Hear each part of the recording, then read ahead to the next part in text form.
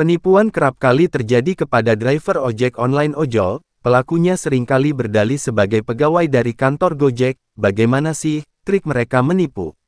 Dan bagaimana driver harus menanggapinya? Namun sebelum kita lanjutkan, silakan untuk tekan tombol like dan juga tombol subscribe serta tombol loncengnya sebagai bentuk dukungan kepada kami.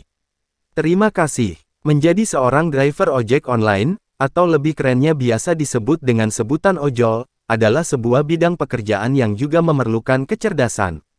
Selain kecerdasan dalam berpikir dan bertindak, juga membutuhkan pengendalian emosi yang tinggi, dalam menghadapi berbagai jenis kriteria manusia yang dihadapi.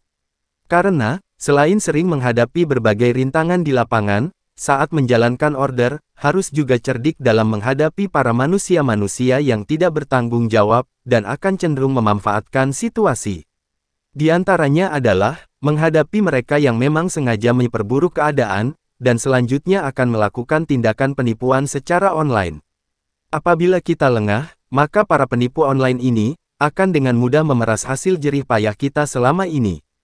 Namun, beda ceritanya kalau kita bisa mengelabui mereka dengan kecerdikan yang kita miliki.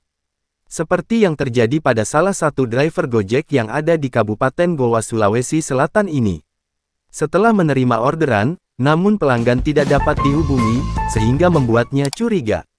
Setelah orderan tergantung selama beberapa lama, tiba-tiba, beliau menerima telepon yang mengaku dari kantor Gojek Jakarta. Dan terjadilah percakapan sengit antara keduanya, yang mana sang driver ini mempermainkan penipu tersebut, hingga hampir menangis terdengar dari suaranya. Modus penipuan terhadap rekan driver ojek online, memang kerap kali terjadi, dan kebanyakan dari mereka akan mengaku dari kantor Gojek. Mereka akan mengarahkan driver, sehingga tanpa sadar, akan memberikan informasi rahasia berupa 4 digit nomor konfirmasi kepadanya. Dan akhirnya akan mengambil alih akun sang driver dan akan mengambil saldonya hingga habis. Bahkan, ada yang sampai akunnya minus, dan malah berhutang kepada Gojek.